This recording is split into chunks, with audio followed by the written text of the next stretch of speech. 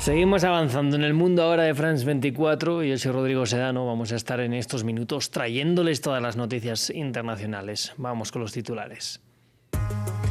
Mientras en Caracas se reunieron el director de la CIA, John Ratcliffe, y la presidenta encargada de Venezuela, Delcy Rodríguez, quien no descartó un desplazamiento a la capital estadounidense, en Washington este viernes María Corina Machado ofreció una rueda de prensa y agradeció el apoyo de Donald Trump. Irán entró en su segunda semana de bloqueo de Internet por las protestas contra el gobierno. Al tiempo, el presidente de Rusia, Vladimir Putin, conversó con el presidente Masoud Pezeshkian y le ofreció ayudar a desescalar la crisis interna. También ofreció a Israel mediar con Teherán. Y hay división en Corea del Sur luego de que un tribunal condenara al expresidente Yoon Suk-yeol a 5 años de prisión por su intento fallido de imponer la ley marcial en diciembre de 2024, una sentencia para algunos demasiado leve, mientras que su defensa denunció un fallo político y anunció que apelará.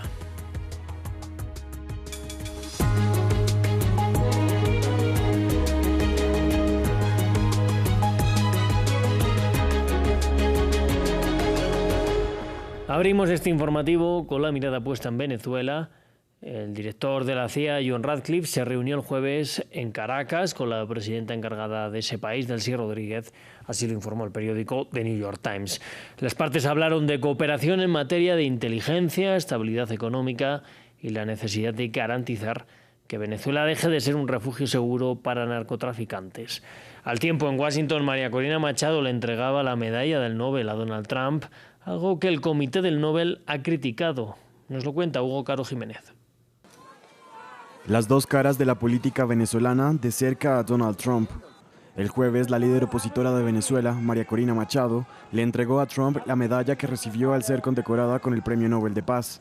Esto incluso después de que el republicano no la respaldara para hacerse cargo del poder venezolano tras la captura de Nicolás Maduro. Este viernes, los políticos de Noruega, el país de donde viene el galardón, mostraron su indignación por el gesto de Machado. The Guardian recogió sus declaraciones, como las del exalcalde de Oslo, Raymond Johansen. Esto es increíblemente vergonzoso y perjudicial para uno de los premios más reconocidos e importantes del mundo. Su otorgamiento está ahora tan politizado y es tan potencialmente peligroso que fácilmente podría legitimar un desarrollo contrario a la paz. La transferencia de la medalla hizo que hasta el mismo Centro Nobel de Paz se pronunciara. Una vez anunciado un premio Nobel, no puede ser revocado, compartido ni transferido a otros. La decisión es definitiva y perdura para siempre. Una medalla puede cambiar de propietario, pero el título de un premio Nobel de la Paz, no. Y mientras Machado cedía su medalla lejos de cámaras, ese mismo día el director de la CIA se reunía en Caracas con la presidenta interina venezolana, Delcy Rodríguez, según una investigación del New York Times publicada este viernes.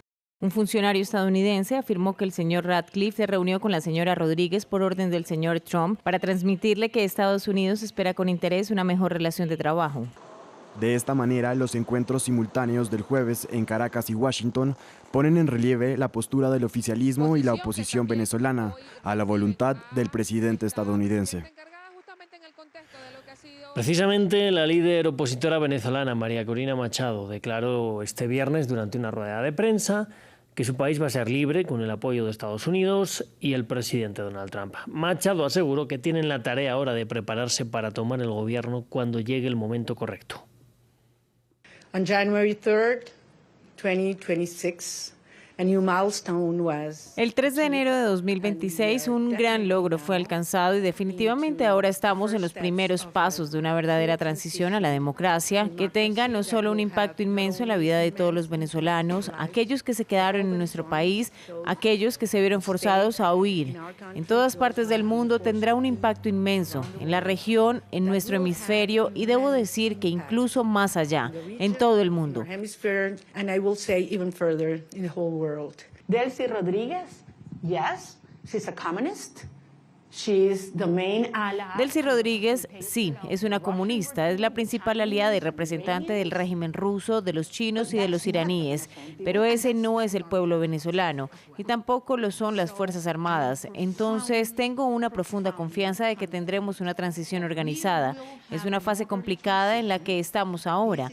Parte del trabajo sucio está siendo hecho por ellos. Luego, el resultado de una transición estable será una Venezuela orgullosa, que va a ser el mejor aliado que Estados Unidos haya tenido jamás en las Américas. Who's going to be the best ally the United States has ever had in the Americas. Y seguimos hablando de Donald Trump, porque el presidente de Estados Unidos ha dicho ahora que no ve razón para usar la ley de insurrección por las protestas en Minneapolis, pero que si la necesitara la usaría. Palabras que calman la tensión tras la amenaza de usar esta ley ante la situación de protestas generalizadas en la ciudad, después de que un agente del ICE matara a una ciudadana el pasado 7 de enero. Y vamos a la ciudad brasileña de Río de Janeiro, que ha sido este viernes el escenario del encuentro entre el presidente Luis Ignacio Lula da Silva y la presidenta de la Comisión Europea, Ursula von der Leyen. Un abrazo entre dos de los principales impulsores del acuerdo entre la Unión Europea y el Mercosur, que va a ser firmado este sábado en Asunción, la capital de Paraguay. Con ello se va a crear la zona de libre comercio más grande del mundo. Vamos a escuchar las declaraciones de los mandatarios. El acuerdo que se firmará mañana en Asunción, Paraguay, es bueno para Brasil, es bueno para el Mercosur, es bueno para Europa y, sobre todo, es muy bueno para el mundo democrático y para el multilateralismo. Y muy bueno, sobre todo, para el mundo democrático y para el multilateralismo. El acuerdo entre la Unión Europea y el Mercosur envía un mensaje contundente. Les damos la bienvenida al mercado más grande del mundo y a la mayor zona de libre comercio del planeta. Vamos ahora hasta Irán. Allí las protestas han bajado de intensidad, consecuencia de la represión que deja al menos 2.500 personas muertas. En el campo diplomático, el presidente ruso Vladimir Putin se comunicó con su par iraní, también con el primer ministro de Israel, para ofrecer la mediación del Kremlin para poder estabilizar así la situación en la región. Mientras tanto, Donald Trump agradeció a Teherán por cancelar al menos 800 ejecuciones programadas. Nos lo cuenta Ramiro Cueva Verena. Tras días de tensión y violencia que dejaron un alto saldo de muertos, las protestas disminuyeron en Irán. En este contexto, algunos nacionales emprendieron el regreso tras irse a Turquía días atrás. Llegué a Turquía hace 3 días. Los problemas se habían aliviado un poco. No tenemos noticias de allí desde hace 3 días. Por lo que sabemos por la televisión y los noticieros turcos, la situación está relativamente tranquila ahora.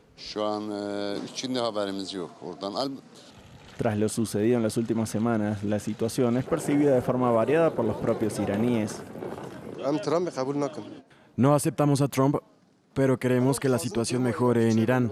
El costo de vida es alto, pero también es un país con una historia difícil. No queremos que Trump venga. Pensando en calmar las aguas en la región, quien apareció en las últimas horas fue Rusia.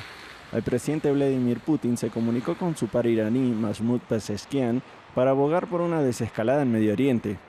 El ruso también mantuvo un diálogo telefónico con el primer ministro israelí Benjamin Netanyahu para ofrecer una mediación rusa y garantizar la estabilidad regional. En contrapartida, el líder de la agencia de espionaje israelí arribó este viernes a Estados Unidos para hablar sobre la situación en Teherán.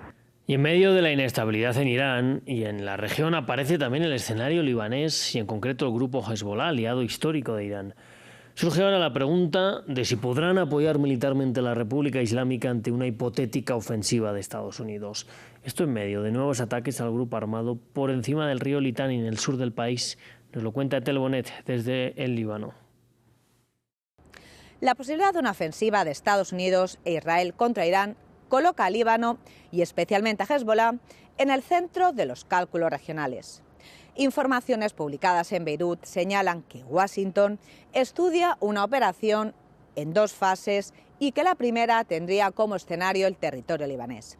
Según fuentes diplomáticas y de seguridad, esta fase inicial buscaría neutralizar las capacidades militares de los aliados regionales de Teherán y en este marco Israel ha intensificado ataques contra posiciones de Hezbollah al norte del río Litani, apuntando túneles, depósitos de armas y plataformas de lanzamiento.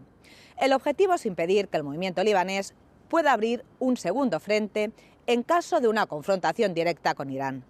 Para Líbano, el equilibrio es delicado. Países que siguen de cerca la situación en Líbano intentan evitar que Hezbollah se involucre en una guerra más amplia. El mensaje es claro: cualquier intervención desencadenaría una respuesta militar israelí de gran escala sobre el territorio libanés. En paralelo, parte de la ayuda internacional prometida al ejército libanés está condicionada a los avances hacia el monopolio estatal de las armas.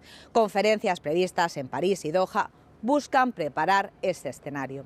Hezbollah, debilitado tras su última guerra con Israel y la pérdida de su corredor sirio, aún así conserva capacidad militar y una fuerte implementación social. Si el régimen iraní se debilita, perdería su principal aliado estratégico, pero podría ser empujado a transformarse políticamente y mantener un brazo armado reducido o entrar en tensiones internas. Así que cada movimiento hacia Irán se refleja ya en Beirut.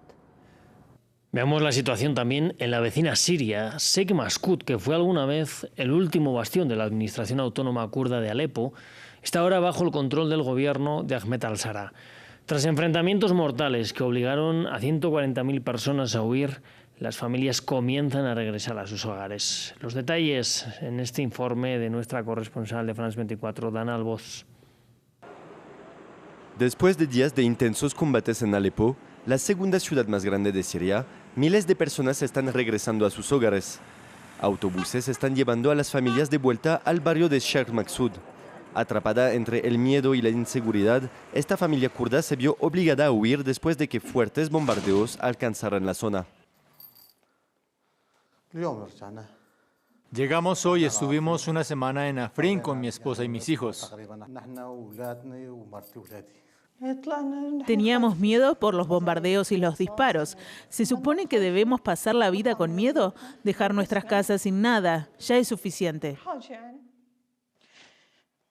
Los enfrentamientos estallaron tras el fracaso en la implementación de un acuerdo entre el gobierno de Ahmed al-Shara y las fuerzas democráticas sirias de mayoría kurda, que fueron evacuadas hacia el noreste. En la Siria posterior a Assad, donde la violencia sectaria continúa sacudiendo al país, las fuerzas gubernamentales han tomado el control de los últimos barrios de Alepo que estaban en manos kurdas, comprometiéndose a proteger la población civil.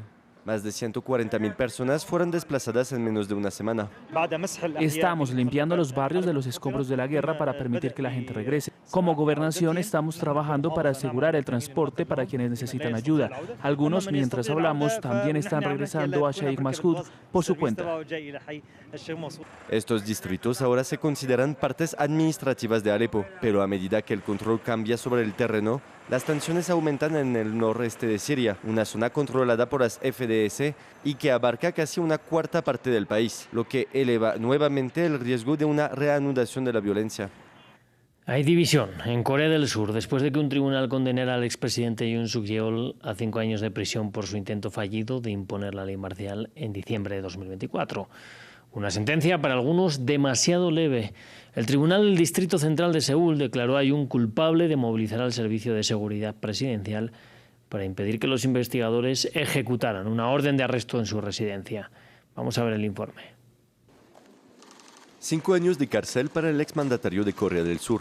Este viernes un tribunal condenó a Yoon Suk-yeol por obstrucción a la justicia. Primer veredicto de una lista de 8 procesos en su contra, en parte relacionados con su fallida imposición de la ley marcial en diciembre de 2024. La defensa del exmandatario denunció un fallo político y anunció que apelará. El veredicto de culpabilidad de hoy es una decisión que simplifica en exceso el límite entre el ejercicio de la autoridad constitucional del presidente y la responsabilidad penal. Si este razonamiento se mantiene, ningún futuro presidente podrá tomar decisiones en tiempos de crisis. Destituido en abril del año pasado, Yoon es todavía acusado de insurrección, aunque él insistió que no quería someter al país a un régimen militar prolongado, argumentos que dividen la opinión de la nación peninsular asiática. En general, cuando veo las acciones del presidente Yoon, sinceramente pienso que a nivel personal la sentencia fue un poco demasiado indulgente. Si se quiere detener a un presidente deben seguirse los procedimientos legales, pero esos procedimientos no se siguieron y todo quedó en manos de un pequeño grupo. Y como no pudieron lograrlo desde el inicio, intentaron otra vía e hicieron este juicio. Esto quedará en la historia. Es vergonzoso. Sin mucha violencia, el decreto de Yoon había desatado la mayor crisis política en Corea del Sur desde la época de las dictaduras de los años 70 y 80. La Fiscalía Especial solicitó el martes la pena de muerte, aunque el país no la aplica desde 1997. Pues de esta forma nos despedimos. Yo les invito a que sigan aquí con nosotros en France 24, que enseguida volvemos con mucho más.